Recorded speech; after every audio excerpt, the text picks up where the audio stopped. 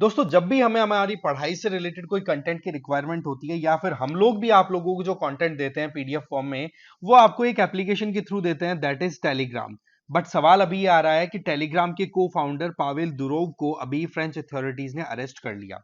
कारण ये बताया जा रहा है कि इनके द्वारा फ्रेंच अथॉरिटीज को प्रॉपर कॉपरेशन नहीं दिया गया जब इनसे कुछ सवाल पूछे गए कि हाँ भाई, हमारे इंटरनल सिक्योरिटी से रिलेटेड कुछ मामले आपके साथ में अटैच्ड हैं, क्योंकि सोशल मीडिया के थ्रू बहुत सारे कैंपेन चल रहे हैं, बहुत सारे फॉल्स नैरेटिव्स क्रिएट करने की कोशिश हो रही है। तो ऐसे में आप हमारा सपोर्ट कर दोगे तो हम कल्प्रिट्स को पकड़ सकते हैं। बट ऐसी परिस्थितियों में टेलीग्राम ने अपनी प्रिवेसी पॉलिसी का एक हवाला देते हुए कोई तरीके की इंफॉर्मेशन शेयर करने से कर दिया मना।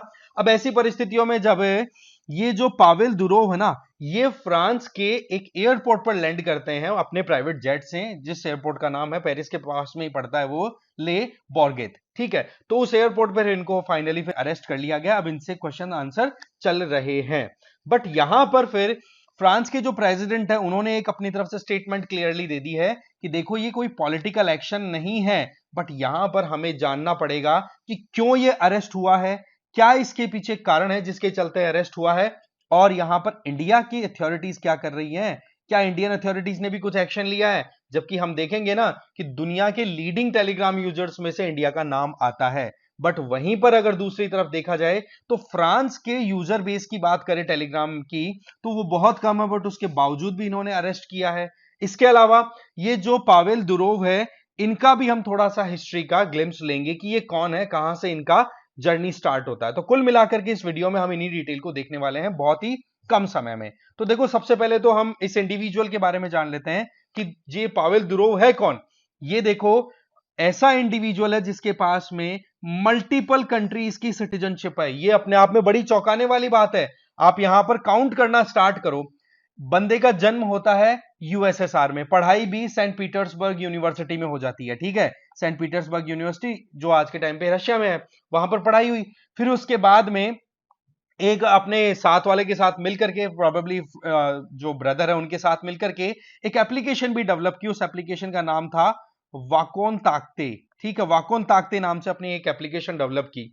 फिर उसके बाद में रशिया को इन्होंने छोड़ दिया। अब रशिया को छोड़ने के पीछे क्या कारण था कि जब से रशिया यूक्रेन वॉर स्टार्ट हुआ है तो रशियन अथॉरिटीज ने टेलीग्राम के ऑनर के ऊपर या टेलीग्राम के ऊपर प्रेशर क्रिएट करना शुरू कर दिया कि भाई आप हमें एनक्रिप्टेड डेटा शेयर करो, जिसके चलते हमें हमारे ही देश में जो लोग भी गिल्टी हैं, जो प्रॉब्लम क्रिएट कर रहे हैं, हम उनको तो कम से कम ट्रीट कर सके। बट यूजर प्रिवेसी का नाम लेकर के और इन्होंने कर दिया मना। ऐसी परिस्थितियों में फिर ये निकल गए और वहां पर आ गए, मतलब वहां से निकल गए, रशिया को छोड़ दिया। और उसके पहले भी इसके, ये कोई जरूरी नहीं है कि अभी के टाइम पे ये रशियन अथॉरिटी से डिमांड की तरफ से डिमांड हुई थी, इससे पहले भी उन्होंने डिमांड की थी। तो भाई साहब, इन्होंने अपनी जगह छोड़ दी और अल्टीमेटली बाहर आ गए। और अब आप देखो, इनके पास में सिटीजनशिप की लाइन लगी पड़ी है। सबसे पहले ये रशिया से पहले तो इटली जाते हैं, इटली के बाद में, अब उसके बाद बचपन बीतता है इनका इटली में, फिर उसके बाद में आज के टाइम पे इनकी सिटीजनशिप की लिस्ट देखो आप। UAE, okay, UAE, France, Russia, Caribbean islands हैं जिनमें एक तो है सेंट किट्स।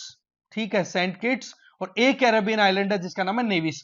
इस तरीके से मल्टीपल कंट्रीज की सिटीजनशिप है इनके पास में। तो अब आप देख सकते हो कि कितना वेल प्लान्ड मैनर में इन्होंने कुछ ना कुछ तो सोच रखा था कि भाई कैसे भी करके अपने को अपने हिसाब से काम करना। और पैसे वाला बंदा है भाई, सीधी बात है। टेलीग्राम किस लेवल की एप्लीकेशन डेवलप हो चुकी है, हमें ध्यान है इस बात की।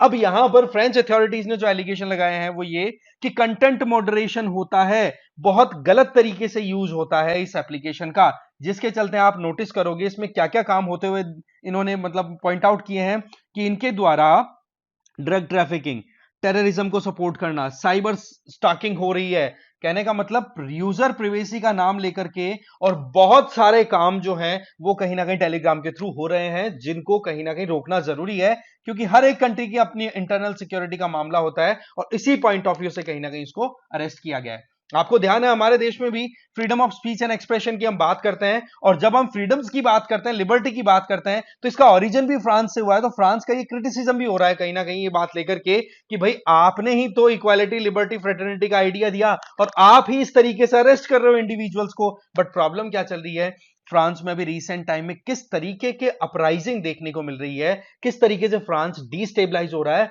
किस तरीके से रेडिकल एलिमेंट्स जो हैं वो फ्रांस को, इवन पूरे यूरोप को डिस्टेबलाइज करने की कोशिश कर रहे हैं। तो ऐसी परिस्थितियों में वहां की सरकार के लिए बहुत बड़ी सरदर्दी है कि इन सोशल मीडिया प्लेटफॉर्म्स का प्रॉपर रेगुलेशन किया जाए। बट यहां पर आयरनी देखो आप कि फ्रांस ने टेलीग्राम के सीईओ को अरेस्ट कर लिया सीधा, बट वहीं पर हमारी तरफ से हमारी सरकार ने जब टेलीग्राम, ये आपका एक्स जो ट्विटर हुआ करता था, उसको अपनी तरफ से कुछ नोटिस इशू किया था, कुछ गाइडलाइंस दी थी कि भाई आप अपनी तरफ से ये XYZ अकाउंट्स को सीज करो, बंद करो। तब उस टाइम पे ये आया था कि freedom of speech and expression को कॉम्प्रोमाइज किया जा रहा है। तो ये डबल स्टैंडर्ड्स है ना, ये वेस्टर्न कंट्रीज को बहुत हद तक अब लगातार एक्सपोज कर रहे हैं। बट पॉइंट है कि जब नेशन स्टेट की बात आए, इंटरनल सिक्योरिटी की बात आए, तब देखो सोशल मीडिया एक वाकई में बहुत बड़ी सरदर्दी बन के आई है। आपने देखा होगा मैंने पूरा एक इंटरनल सिक्योरिटी का लगभग 10 घंटे का पूरा एक सेशन कवर किया है। आप उसको देखो कि वहां पर एक्चुअल में जो सेंट्रल स्टेज पे जो कोई पोजीशन पे आ रहा है ना, वो सोशल मीडिया आ रही है, क्योंकि इसके प्रॉस भी हैं तो कॉन्स भी हैं। तो इसका प्रॉपर रेगुलेशन होना बहुत ज्यादा जरूरी है। बट अगेन टेलीग्राम के ऊपर जब सर्च करते हो फ्रीक्वेंटली आस्क्ड क्वेश्चन जो आते हैं उनमें, तब उनमें पता पड़ता है कि अगर सरकार को क्रिटिसाइज करने के लिए कोई कमेंट किया जाता है तो टेलीग्राम उस कमेंट को बिल्कुल भी नहीं रोकेगा। रीजन भी कि अलग अलग हम मल्टीनेशनल कंपनी है भाई, अलग अलग देशों की अलग अलग सरकारों की अपनी पॉलिसीज होती हैं, तो ऐसे में हम इस तरीके की पॉलिटिकल सेंसरशिप पे बिल्कुल भी रिलाय नहीं करते। बट टेलीग्राम ने ये चीज क्लियर कर दी कि हम टेररिस्ट एक्टिविटी और इस तरीके की जो ड्रग ट्रैफिकिंग और ये रिलेटेड एक्टिविटीज है इनको प्रमोट नहीं होने देते। बट सवाल ये आता है कि इसमें प्रिवेसी का जो कॉन्सेप्ट है ना, ये कहीं ना कहीं बहुत हद तक मेंटेन्ड है, जिसके चलते आप क्या देखते हो कि टेलीग्राम का यूज हो रहा है इलीगल एक्टिविटीज को प्रमोट करने में। अच्छा, केवल टेलीग्राम ही है क्या ऐसा?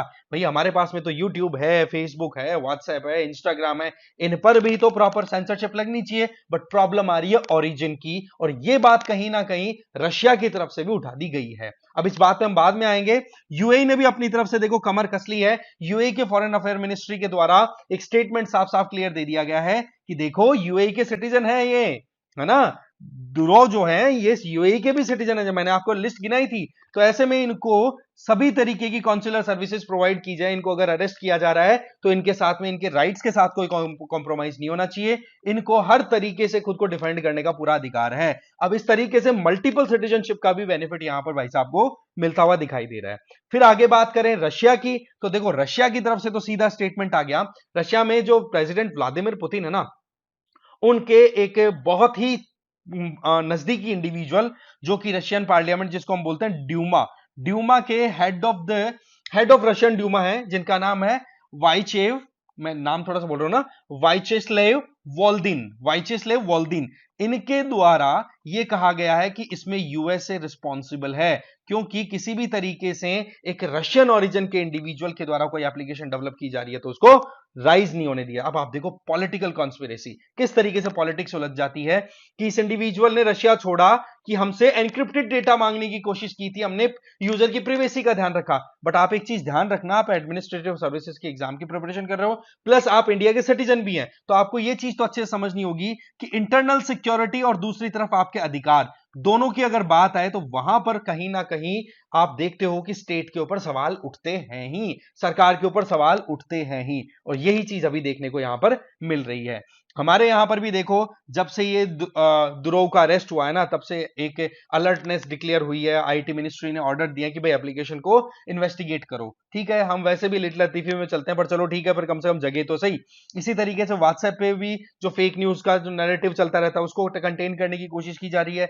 रही सही की बात करें तो देखो 2013 की एप्लीकेशन लॉन्च हुई थी टेलीग्राम, आज इसमें ज्यादा भी नहीं तो 95 करोड़ यूजर्स हैं, और उनके अंदर हमारे देश के अंदर वैसे ये 95 करोड़ में 5 ये बोल रहे ना 5 मिलियन, ये मुझे लगता है 5 मिलियन का मतलब 50 लाख नहीं, 5 करोड़ के लगभग यूजर्स हैं हमारे देश के अंदर। शायद दुनिया में सबसे ज्यादा यूजर्स इंडिया में 5 करोड़ या 10 करोड़, ये फिगर एग्जैक्टली इतना है नहीं, बट फिर भी देखें तो दुनिया में सबसे बड़ा यूजर बेस अब इंडिया में बन चुका है। तो ऐसी परिस्थितियों में हमें भी अलर्ट रहने की जरूरत है कि इन मीडिया प्लेटफॉर्म्स का यूज कैसे किया जा रहा है, और दूसरी तरफ freedom of speech and expression को भी हमें मेंटेन रख के चलना है। बट अगेन आपको ध्यान होगा कि हमारे कॉन्स्टिट्यूशन में freedom of speech and expression के ऊपर रीजनेबल रेस्ट्रिक्शंस भी इंपोज्ड है। तो कुल मिलाकर के इस वीडियो में हमें बहुत सारी चीजें देखनी थी जो हमने देखी।